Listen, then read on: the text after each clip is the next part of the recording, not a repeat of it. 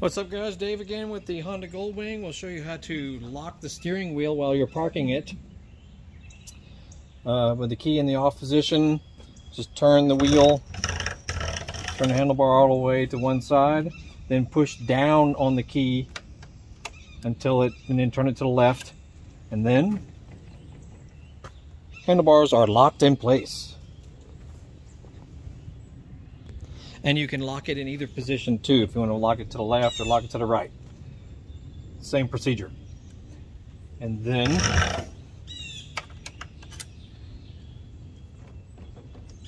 to release it, just put the key back in, push down a little bit, put it in the off position, then you can get ready to go again.